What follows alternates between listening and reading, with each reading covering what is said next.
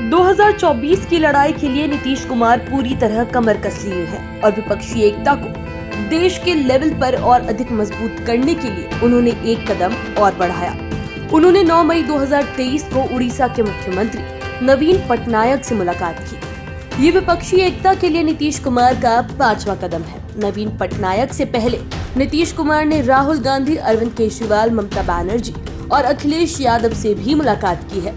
लेकिन जिस तरह बाकी चारों ने नीतीश कुमार से मुलाकात के बाद जोश दिखाया और मीडिया के साथ संयुक्त रूप से संबोधन किया, वैसा जोश उड़ीसा में नहीं देखने को मिला।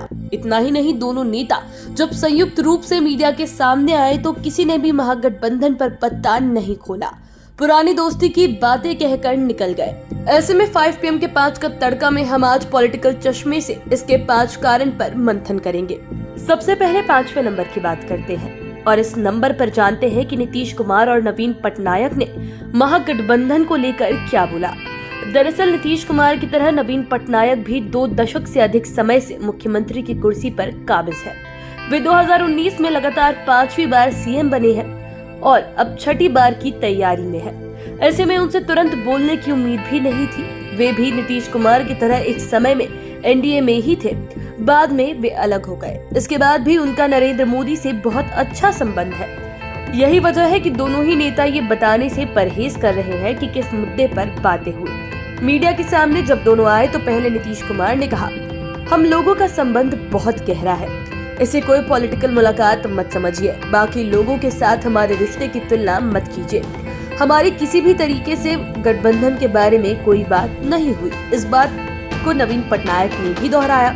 समझा जाता है कि स्थानीय पॉलिटिक्स की वजह से नवीन पटनायक ने भी बड़ा बयान देने से परहेज किया। अब बात करते हैं चौथे नंबर की। उड़ीसा में बीजू जनता दल की सरकार है और इस पार्टी के सर्वेसर्वा नवीन पटनायक है। उड़ीसा में उनकी असली लड़ाई कांग्रेस से है। जब नवीन पटनायक NDA में थे तब उनकी लड़ाई कांग्रेस से थी और जब वे NDA से अलग हो गए तब भी उनकी लड़ाई कांग्रेस से है और अब तो वहां उनकी लड़ाई BJP से भी होने लगी है। ऐसे में अचानक से महागठबंधन के लिए बोल देना उनके लिए संभव नहीं है। पॉलिटिकल एक्सपर्ट्स भी मानते हैं कि चुनाव होने में अभी समय है। ऐसे में ये संभव है कि 2-3 मीटिंग के बाद तस्वीर सामने आ जाए और फिर नवीन पटनायक कुछ बड़ा दांव लेकर मैदान में आए। इसीलिए उन्होंने महागठबंधन पर फिलहाल पत्ता खोलने से खुद को बचाया है। अब बात करते हैं तीसरे नंबर की। नवीन पटनायक के बारे में कहा जाता है कि वे उड़ीसा पॉलिटिक्स के बड़े जादूगर हैं।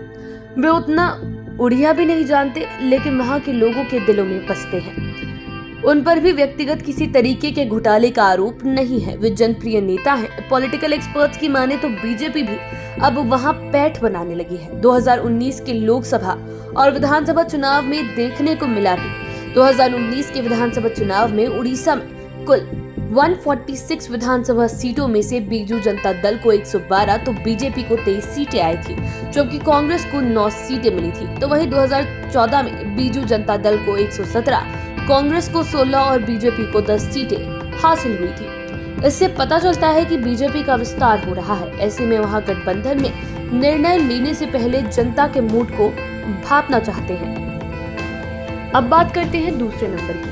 उड़ीसा का एक चुनावी समीकरण ये भी है कि वहां लोकसभा और विधानसभा चुनाव लगभग एक साथ ही होते हैं और 2004 से ही नवीन पटनायक लगातार मुख्यमंत्री बनते आ रही हैं। 2014 और 2019 में मोदी लहर के बाद भी नवीन पटनायक के ग्राफ में कमी नहीं आई है, लेकिन BJP के भी कद में मजबूती देखी गई है। इससे भी इनकार किसी को नहीं है। 2014 के लोकसभा चुनाव में BJP को उड़ीसा में कुल 21 में से सिर्फ 1 सीट मिली थी, जबकि 2019 में उसकी सीटें बढ़कर 8 हो गई। वहीं कांग्रेस भी फायदे में रही थी, जबकि नवीन पटनायक की पार्टी बीजू जनता दल की 20 सीटें घटकर 12 हो गई।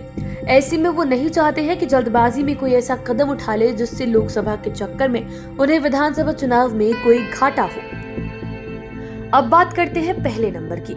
पॉलिटिकल एक्सपर्ट्स की माने तो उड़ीसा में नवीन पटनायक की असली लड़ाई कांग्रेस से है। ऐसे में वे अभी महागठबंधन के सियासी बंधन को और परखना चाहते हैं, ताकि उन्हें पता चल जाए कि महागठबंधन में आने वाले दलों की नीयत साफ है या नहीं। वे नजदीक से देखना चाहते हैं कि राहुल गांधी, अरविंद केजरीवाल, ममता बनर्जी, अखिलेश यादव के महागठबंधन में रहते बीजू जनता दल को कितना फायदा और कितना नुकसान होगा और पत्ता नहीं खोलने के पीछे एक बड़ी वजह उड़ीसा का चुनावी समीकरण भी है। आप बाकी के वीडियोस के लिए चैनल के साथ बने रहें। अगर इस वीडियो को फेसबुक पर देख रहे हैं तो पेज को लाइक करें, यूट्यूब पर देख रहे हैं तो चैनल को सब्सक्राइब करें। धन्यवाद।